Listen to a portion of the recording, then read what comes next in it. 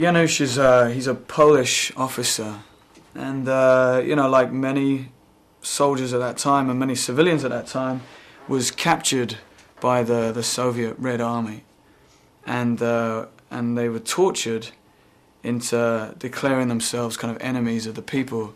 And in Janusz's case, it was actually his wife who was so brutally tortured, she was then forced to sign a confession, giving evidence that, the man that she loves, her husband, is actually a spy against the Soviets. And, then sort of sealed his fate into sending him to be imprisoned in one of the harshest, most grueling gulag labor camps in the depths of Siberia. So that's his situation, and the film sort of really is about Janusz's drive to escape from the camp and just to get home to his wife, to sort of forgive her for what she's done. Because I guess deep down he knows that the sort of mental torment and the torture that she'll be going through and the guilt that she's feeling about what she was forced to do is far greater than any physical pain that he could kind of endure.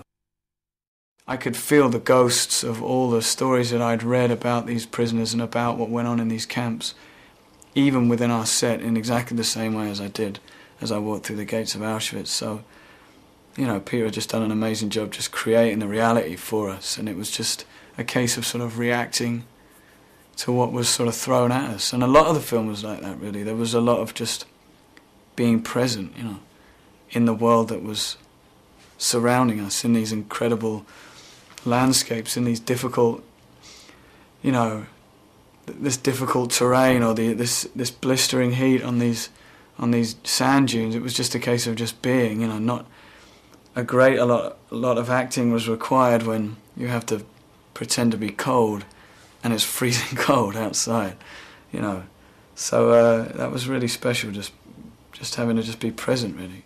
I think the most important bit of research that I did, which was way before we started filming, was that I was able to get in touch with prisoners, Polish prisoners who are still alive today. And, one guy, a guy called Henrik in particular, who I went to his house. He lives here in England now.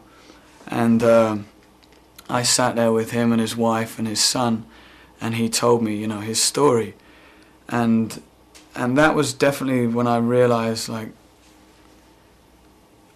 think before that, everything I'd thought of just felt like so long ago. You had all these black and white photographs, these grainy sort of pictures that just was of another time in my mind, So to sit there with this incredible man, tell me his life story, who didn't look that old to me. I was just, it really hit me like straight to the heart. I just couldn't believe that this didn't happen that long ago. This man's still alive and he still has his story to tell.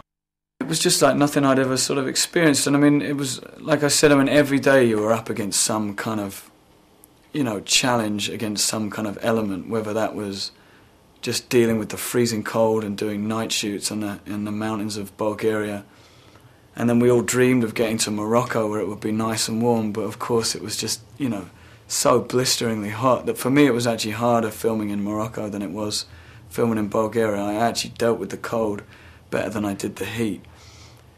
And Peter insisted that we all had to carry all our clothing and all our possessions, because one thing he'd been taught by a survival expert is that you never leave anything behind, because you never know when you might need it again, so you use what you have in certain ways. So we were trekking through, the desert with all our army clothing. I had this huge kind of officer's coat that I had to sort of take with me wherever I went, and these big boots, and but we started to improvise with the clothing on how that could then help us in the environment that we're in. So of course the big jacket became a great sun protector and became almost like a tent.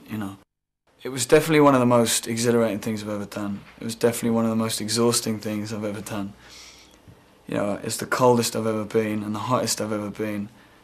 I was put in some of the most confined spaces that I've ever been in and seen some of the most vast open landscapes I've ever seen. So, it definitely felt more than just making a film. It was all-out life-changing experience for me, definitely. So she came into the film a couple of weeks later because she wasn't involved in the Gulag prison camp, and she didn't escape from the camp. We find her later on in the film.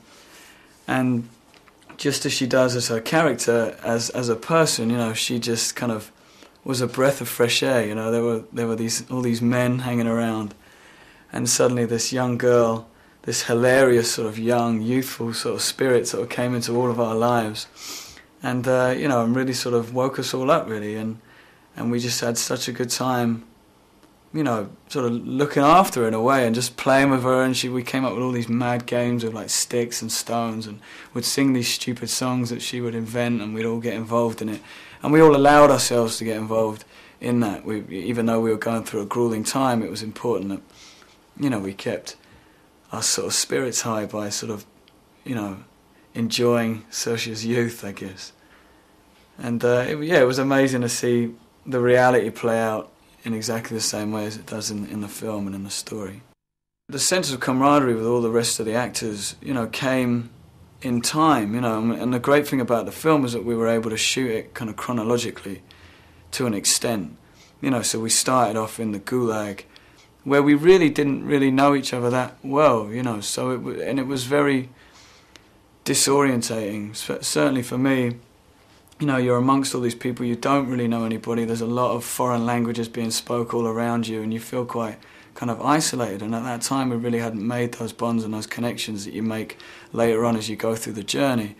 And of course, as the journey sort of went, and we endured so many different, we battled so many elements, and we were up against such difficult times at places, and saw some of the most amazing landscapes together, and of course, that bond starts to sort of come in strong. So really sort of, more than any other film I've ever made, the story in the film was very similar to the story of what was happening to us as just a group of people and a group of friends, by the end.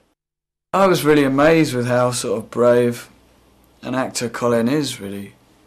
I mean, he's so sort of animated and so colourful with what he does, and just isn't afraid of doing anything, and isn't afraid of doing anything wrong either, which is a real power to have as an actor, because you can be so contained and just feel, oh, that's out of my comfort zone. And he threw himself out of his comfort zone all the time, and I was really sort of amazed by that.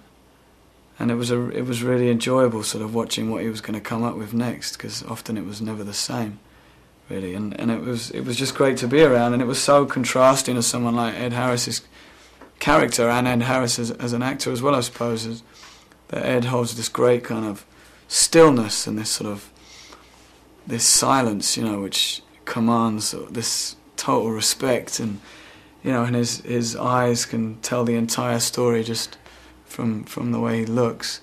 So to be sort of in the middle of these two amazing contrasting actors was really exciting. For us, like, he was the real leader. He was the true sort of pachan, as we would say in the film. Like, we sort of would have done anything for him, really, and we would have sort of followed him anywhere, and we did. And he was sort of the driving force behind this entire film crew, in much the same way that Janusz was the driving force behind the escape and behind these characters. And I suppose it didn't take me long to realise that all the sort of inspiration and all the qualities that I needed to find for sort of my character and for Janusz were sort of all there in Peter and as our director. So I mean, he would talk to me a lot about this burning enthusiasm that Janusz needed to have, and this sort of wild, infectious desire to just sort of keep moving and keep going, and Peter was exactly like that. I mean, he had all those qualities. You'd come in to work at God knows what hour in the morning, not knowing what whatever the weather was throwing at us, or the elements or the terrain, and he was always there with a big smile on his face and this sort of look in his eye, and you sort of would have just done anything, really. It's really, in my mind, a sort of very heartfelt and passionate and very sad sort of love story, really. And I think the interesting thing about the film is that, if you speak to any of the different escapees, they'll probably give you a different answer. I mean, that being that everybody had their own reason for being in the camp, and everybody had their own drive for getting home, for getting back. So I mean, I think that's great that everybody was so involved in their own story that, you know, if you ask Gustav Skarsgård what the film was about, he would probably give you a different answer to me. But definitely to me it was based on love, you know.